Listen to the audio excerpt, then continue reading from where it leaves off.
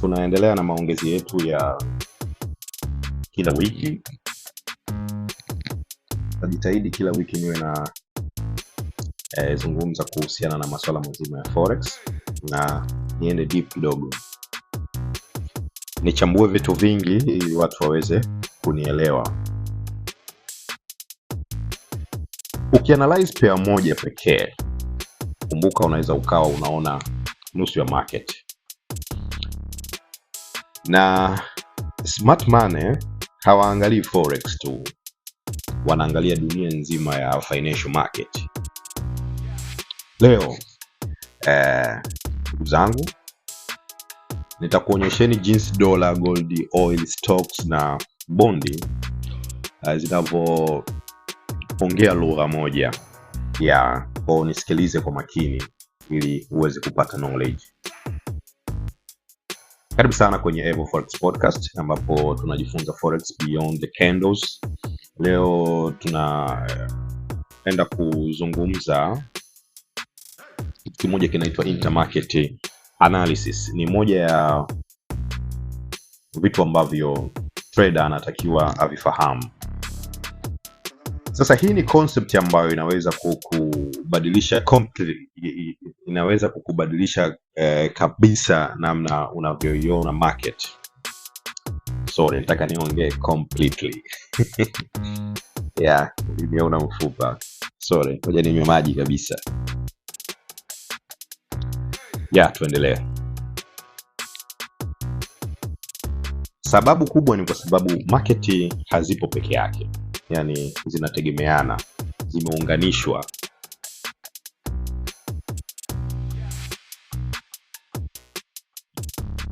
Moja inategemeana na nyingine.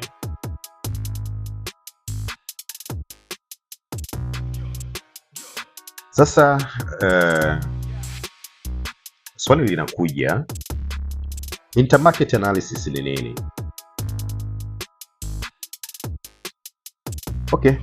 Intermarket analysis, let's say ni kuelewa relationship kati ya market tofauti.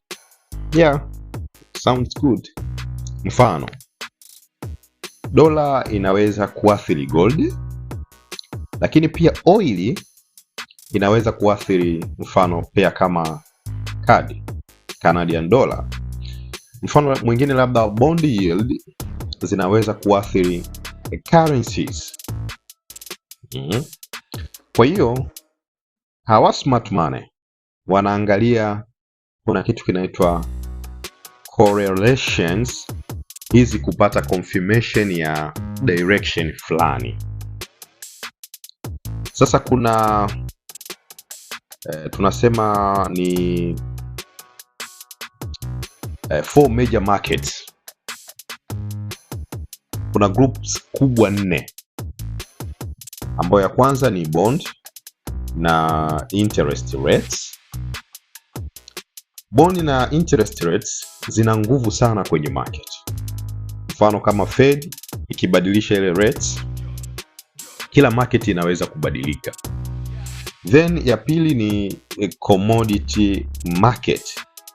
Sasa kwenye commodity hapa tuna gold, oil, silver, tuna natural gas, pia tuna kwa hiyo commodities zina influence kubwa kwenye currency. Ya tatu nadhani ni stock market, kila mtu anaijua.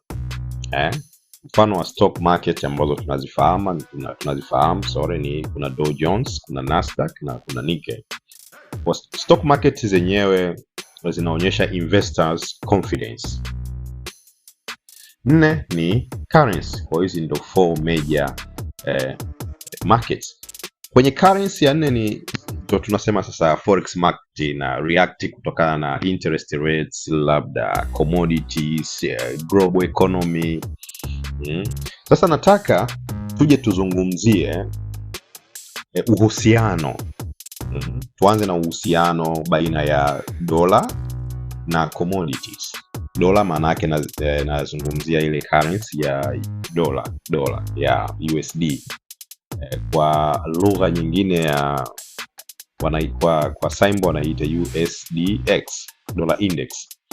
pamoja na commodities. Hii ni relationship ambayo ni muhimu sana, au kwa Kiswahili unaweza kusema ni zina mahusiano muhimu sana. Dollar index au dola na commodities ni inverse relationship. Yani mfano labda uweze kunielewa, dola siku zote ikiwa inapanda, yani dollar currency ikawa inapanda, basi jua moja kwa moja commodities zinakuwa zinashuka. Kwa hiyo tunasema kwa lugha nzuri kwa traders ni kwamba dola ikiwa strong, manake ikiwa na nguvu inapanda, basi jua commodities kama gold zinakuwa zinateremka, na oil inakuwa inashuka, na commodities pia nyingi zinakuwa zinafanya nini? Zinateremka, kwa sababu dola inakuwa iko very strong. Yeah. Kwa dola hiyo hiyo ikiwa iko weak, manake inakuwa inashuka, ni sawasawa na commodities zote zinakuwa zinapanda. Sasa mfano wa dola ikiwa weak, manake dola inateremka. Navyosema dola jamani ni currency ile ya USD, naitolea mfano hapa. Ikiwa inashuka, basi gold inakuwa inapanda, oil, mafuta manake yanakuwa yanapanda, na commodity zote ambazo unazifahamu wewe zinakuwa zinafanya zinapanda. Mfano mzuri ambao naweza kusema hapa, ukiona dola inaanza kuwa bullish, kwa watu ambao ni traders, ukiona dola inaanza kuwa bullish, dola kama dola, alafu wewe una buy kwenye gold, unaweza unapigana na nguvu kubwa ya market. Yeah. Tuje kuiangalia gold pamoja na currencies. Yani gold siku zote ikiwa inapanda, mfano wa Australian dollar au New Zealand dollar, zote zinakuwa zinapanda. Huu ni mfano ambao unaweza ukautumia kwenye trade yako. Kwa nini? Australia na New Zealand zina economy, yani ngoja nizungumze kwa Kiswahili, ni kwamba uchumi wao unahusiana sana na commodities. Kama gold ikiwa inapanda, ujue kabisa Audi mara nyingi inakuwa inapata strength. Kwa gold ikiwa inashuka, pia kama USD CAD inakuwa inapanda. Kwa ukiangalia tu gold kama iko katika uptrend, basi jua kabisa USD CAD tafuta opportunity. Gold ikiwa inashuka, tafuta opportunity kwenye USD CAD, maana yake utakuwa unapanda. Na gold ikiwa weak, dollar usually inakuwa strong, na Canadian dollar inaweza kuwa weak pia. Kwa hiyo oil na USD CAD, oil ikiwa inapanda, basi jua USD CAD pair inakuwa inateremka, kwa sababu tunafahamu kwamba Canada ni exporter mkubwa wa oil. Kwa hiyo oil ikiwa inapanda, jua kabisa Canadian dollar inakuwa iko very strong. Kwa wale wana trade pair yote ambayo ina CAD, jua hili pia. Kwa hiyo kama unatumia labda USD CAD, inakuwa inateremka kwa kipindi hiko. Sasa tuangalie stock pamoja na commodities. Tuangalie stock pamoja na bonds. Kidogo nimechanganya stock pamoja na bond. Ngoja ninywe maji kidogo ili nikiwa nazungumza hiki nieleweke.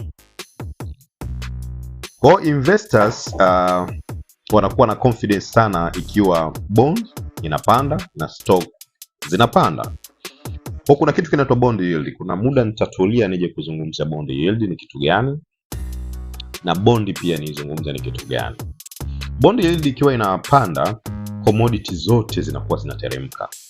Kwa yield ikipanda, money flow inakuwa inabadilika. Commodities zinaweza kupata kidogo uwezo, kupata nguvu. Kuna Nikkei na USD JPY. Nikkei ikiwa inashuka, basi jua USD JPY itakuwa pia inateremka, kwa sababu Japan stock market inakuwa iko weak. Yani yen inaweza kupata strength na USD JPY inaweza kushuka vile vile. Kwa hiyo kwa nini hivi vyote nimevizungumza? Labda kwa nini trader wengi wanaangalia chati moja tu, lakini smart money wanaangalia dola, wanaangalia bonds, wanaangalia gold, wanaangalia oil, indices, wanaangalia mpaka na yield. Hii inasaidia kupata confirmation kabla ya kuingia kwenye trade. Inasaidia kukupa wewe confidence ya kile ambacho umekiandaa. Sometimes chart inaweza kusema buy, lakini intermarket analysis yote inasema sell. Hapo lazima ujiulize who is right. Kama nilivyosema nyuma kwamba ni lazima uangalie intermarket kupata confidence. Kwa hiyo somo kubwa ni kwamba forex sio pair moja, ni mfumo wa market zilizounganishwa. Kama umeenjoy episode fupi ambayo nimeiandaa leo, kuona market katika level tofauti kidogo, intermarket analysis inaweza kukusaidia kuongeza confidence, kupata confirmation, kuepuka fake move. Na pia kama hautojali unaweza ukafanya subscription ili tuendelee kuenjoy